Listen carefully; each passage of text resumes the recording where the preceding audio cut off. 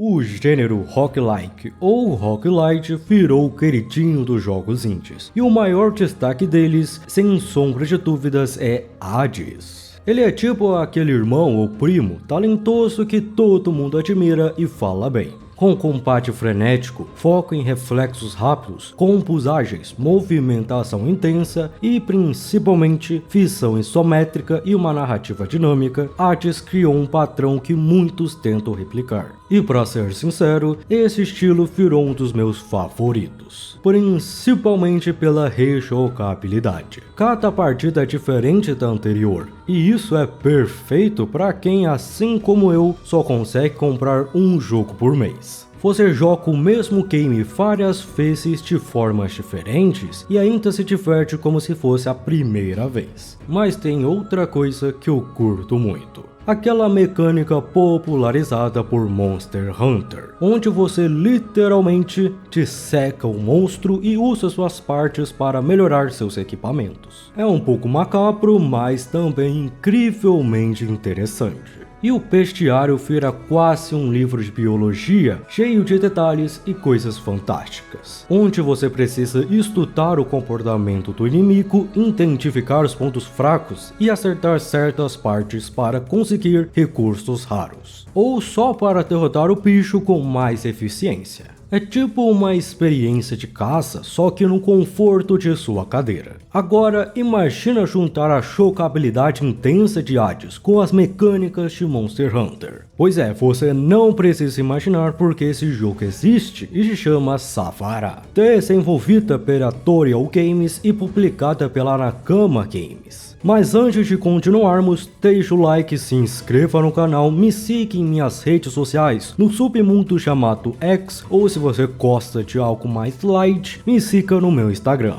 Com quase 20 horas de jogo tendo chegado ao final, acho que eu já ganhei a permissão gamer para fazer minha review. Tá, eu sei que eu ainda não platinei o jogo, então provavelmente perdi alguns pontos na minha carteirinha de gamer. Me perdoe, Deus Gamer, por minha incompetência. Como dizem os chefes, a gente primeiro come com os olhos e se você for cego, eu acho com os ouvidos. Então vamos começar falando dos gráficos e da direção de arte de Savara. Se eu tiver que resumir em uma palavra, seria charmoso. O jogo tem um estilo visual estilizado que com certeza vai envelhecer como vinho. Muitos indies, principalmente os 3D, têm apostado nesse visual mais plástico, meio cartão, e sinceramente eu curto demais. As cores são vibrantes na medida certa, agradáveis aos olhos e o melhor, você nunca fica confuso com o que está acontecendo na tela, mesmo no meio do caos. A ambientação é super carismática, com mapas que têm personalidade. Cada um tem uma estética única, realmente te dá a sensação de estar entrando em um coliseu pronto para uma grande batalha. Então deve ser assim que os romanos se sentiam.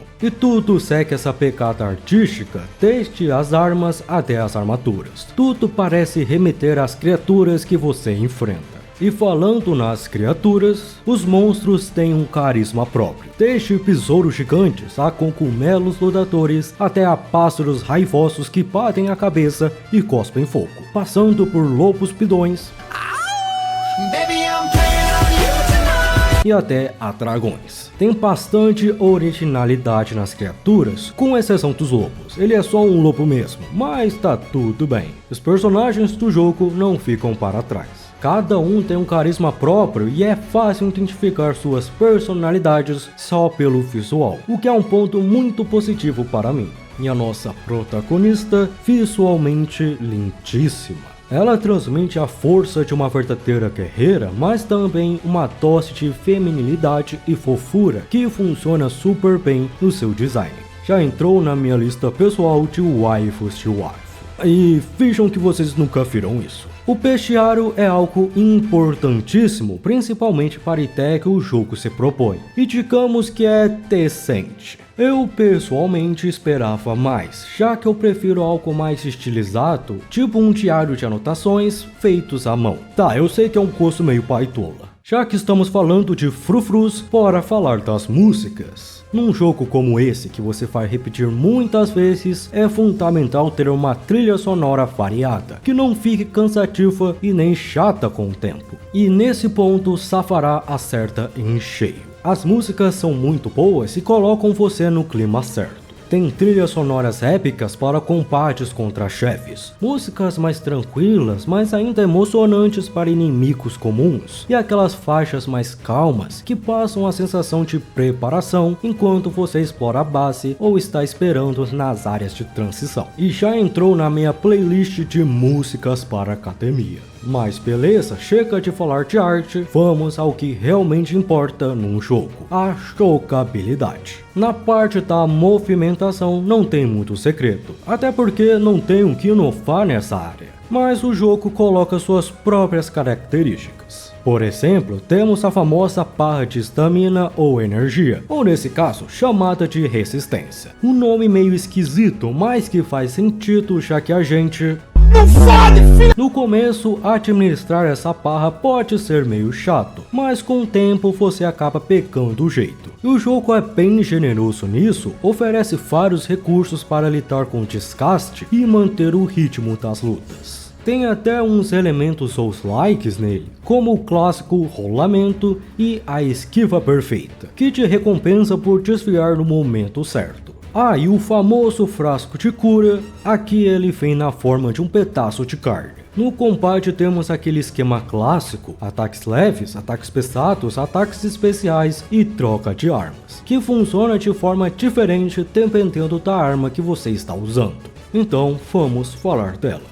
No total, o jogo tem 5 tipos de armas diferentes, com 6 variações de kata, somando 30 armas únicas, cada uma com atributos e efeitos próprios. Mas antes, preciso explicar uma mecânica bem importante: os tipos de dano. Os monstros podem ser mais vulneráveis em certas partes do corpo dependendo do tipo de arma que você usa, e os tipos são perfurante, cortante e contundente. Agora que você já sabe disso, bora para as armas. A espada e o escudo, a famosa arma nota 6, faz de tudo um pouco. Tem um dano ok, uma velocidade decente e principalmente consegue anular ataque de inimigos, o que já é uma baita vantagem. Usei bastante no início da minha gameplay, ela é ótima como uma arma secundária ou de apoio, fica ali num PG bem na média. A espada longa, essa aqui é a mais complexa, e a complexidade dela vem de uma mecânica chamada de time perfeito. Na maioria das armas, o time perfeito aparece nos ataques pesados. Você segura o botão, espera um indicador e solta na hora certa para dar mais dano. Na espada longa, o time aparece nos ataques básicos. Se você acertar o tempo certinho entre os golpes, o dano escala absurdamente e você gasta menos energia. Ela tem uma velocidade e um dano excelentes, mas exigem uma coordenação motora, o que claramente eu não tenho. Não consegui aproveitar ela direito, então eu deixei ela num set. Com certeza ela é boa, mas não é pra mim. Espadona ou a espada grande. A clássica arma pesada, lenta porém assustadoramente forte.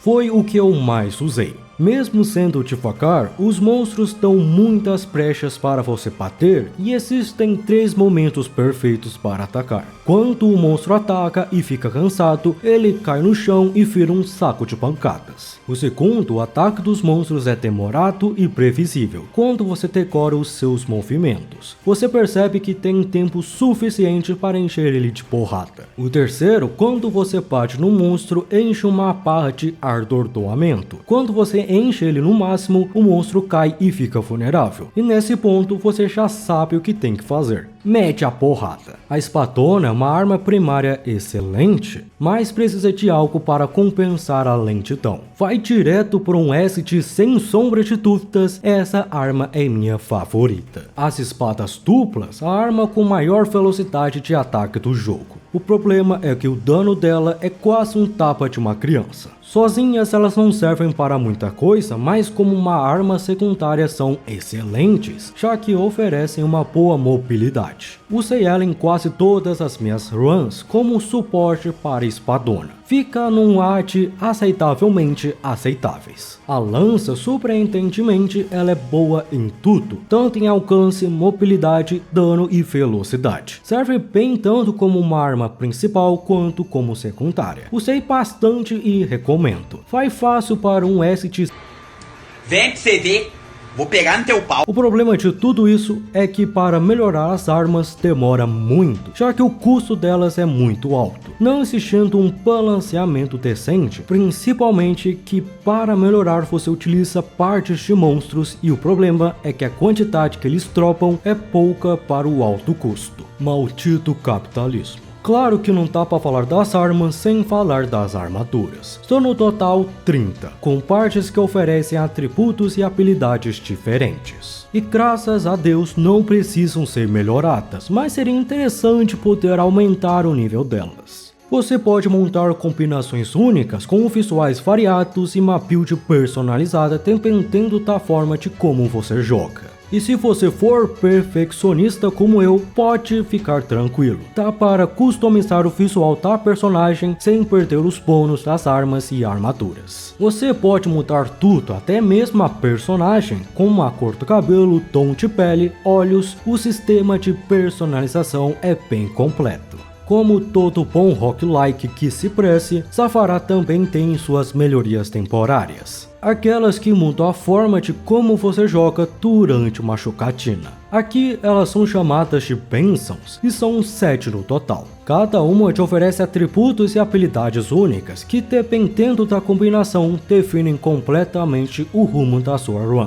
Vamos a elas. O raio, o nome já entrega tudo, faz raios caírem nos inimigos atingidos. Simples, direto e bem satisfatório. Sangramento, aplica sangramento contínuo nos inimigos. O jogo é bem literal nos nomes e eu agradeço por isso. Contragolpe, marca o inimigo e o dano que você causa enquanto ele estiver marcado é armazenado. Quando a marca explode, o inimigo toma todo o dano. Bem útil contra chefes. A armadura, teoricamente, aumenta sua resistência de tanta armadura. Na prática, é meio inútil. Os inimigos batem tão forte que você acaba tendo que se esquivar de qualquer jeito. Devoção cria orbes pelo mapa que, caso você colete, ganha bônus. A ideia é legal, mas pouco prática. Você ter que interromper combos ou se reposicionar no meio de um combate só para pegar um item que te dá um bônus temporário não é muito versátil. Julgamento cria um círculo no chão onde espadas caem do céu e causam dano em todos os inimigos dentro da área. É estiloso e útil para um grupo de inimigos. Frenesi, a melhor bênção do jogo e sem discussão. Aumenta sua velocidade de ataque e dano, funciona bem em praticamente qualquer build. E se você tiver sorte, ainda consegue uma variação que te dá energia infinita. É apelão e eu amo muito isso. Além das bênçãos temporárias, o jogo também tem melhorias permanentes, chamadas aqui de talentos.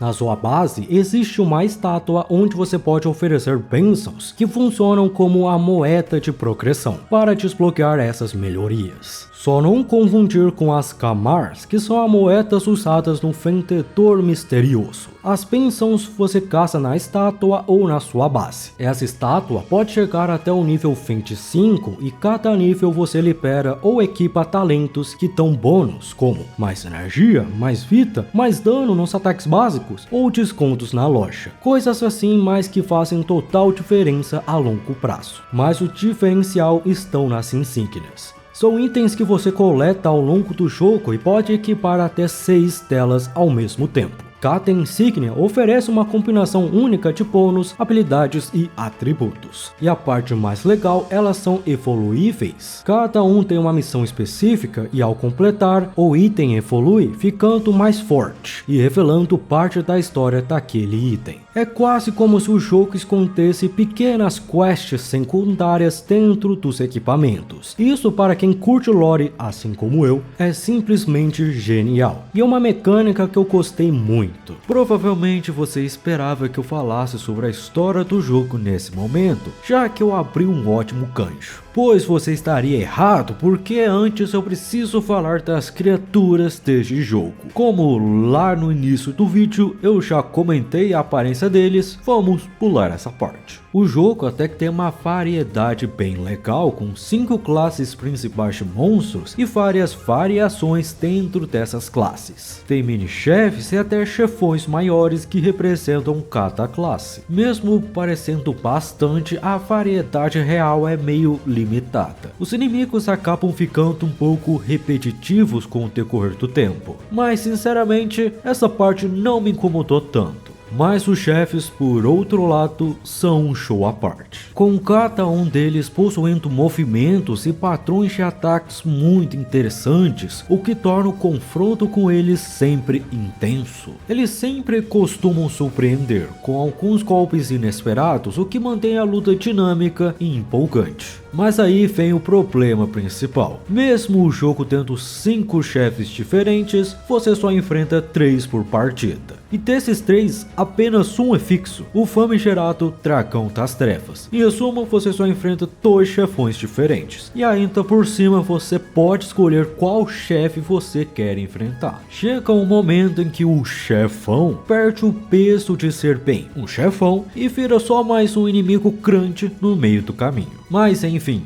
já que eu tô aqui falando das criaturas, por que não montar o meu ranking definitivo de monstros? Você provavelmente não vai reconhecer nenhum deles caso você não tenha jogado. Mas se você jogou, confie em mim, esse é o ranking certo. E agora vamos para a história do jogo. A narrativa de Safarah não é super complexa, mas é carismática o suficiente e bem dentro da proposta. Para começar, Safarah é o nome da nossa protagonista e, caso você já tenha reparado, também é o nome do jogo. Safarah foi levada até o festival do deus Iop por seu mestre, Khan, para participar de um evento lendário entre os Iopes, o povo guerreiro desse universo. Lá os participantes disputam pela glória e fama, mas nessa edição do festival é especial. Além de Safarah, outros 3 jovens promissores foram trazidos para competir. E vamos a eles. Tinha o mais fraco fisicamente, mas também o mais estratégico, compensando a falta de força com planos bem bolados. Adotado por uma família de nobres guerreiros, mas continua mantendo sua humildade. Tem uma relação super próxima com Safarah, tipo irmãos. Sabe aquele parceiro que tá sempre ali para ajudar? É ele.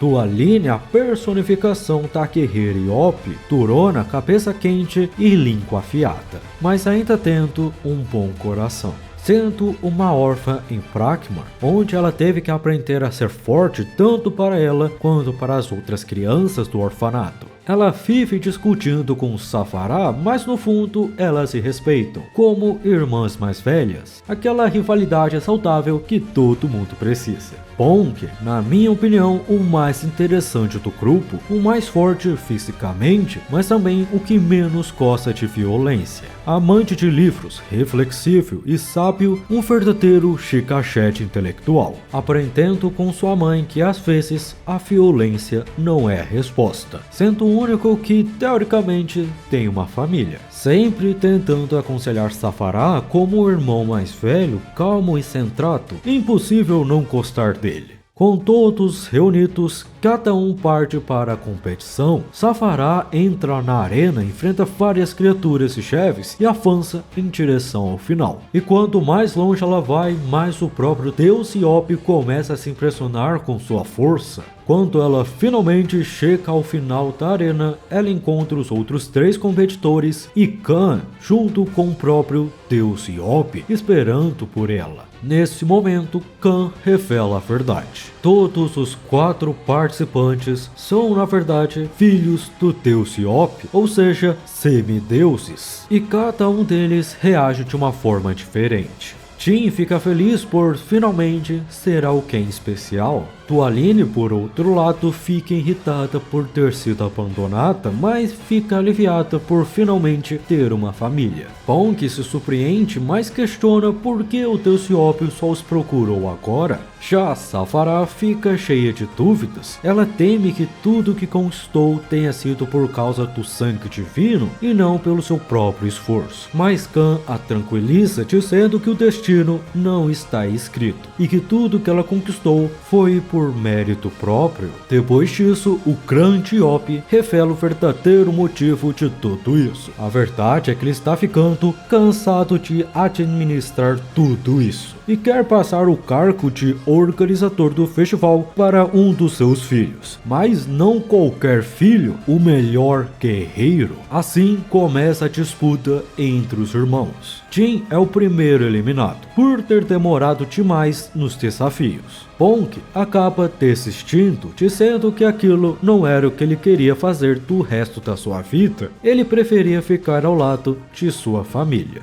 Restando então apenas Tualine e Saphara, mas no momento em que a luta entre as duas iria começar, Saphara surpreende todos desistindo da competição, dizendo que não quer herdar um legado e sim construir o seu próprio. Assim, Tualine acaba sendo a vencedora da competição e se tornando a nova administradora do festival. O Teuciop então fica satisfeito com o resultado e decide fazer um grande banquete para comemorar. E assim termina a história de Saphara. Um drama simples, com personagens carismáticos e um clima gostoso de aventura. Nada revolucionário na sua história, mas é um bom feijão com arroz bem temperado. E sinceramente, funcionou super bem. Dito isso, bora para as minhas considerações finais. Saphara é uma ótima porta de entrada para quem quer começar a jogar algum tipo de roguelike. Ele é relativamente fácil de aprender, tem uma duração bem curta e entrega uma experiência divertida e envolvente. Mesmo depois de zerar, ainda tem um pós-game interessante, onde você pode aumentar a dificuldade do jogo, até mesmo ativando o modo speedrun. Ideal para quem curte se desafiar, mas nada muito obrigatório. Serve mesmo para curtir mais um pouco o jogo com um temperinho a mais. Eu particularmente não pretendo platinar, deixo essa missão para os viciados de plantão. Mas honestamente, a platina não parece ser muito difícil, na verdade acho que é bem acessível. No final das contas dou um sólido 7,5 de 10. Agora vamos falar do preço. No momento em que eu joguei, ele custa em torno de R$60, o que eu considero um pouco salgado levando em conta a duração, mas se ele tiver em promoção, pode pegar sem medo, vale muito a pena. Agora eu deixo com vocês. Se você já jogou Saphara, deixe sua review aqui nos comentários. E se você ainda não jogou, diz aqui se o vídeo te deixou interessado. Obrigado por assistir até aqui e até um próximo dia.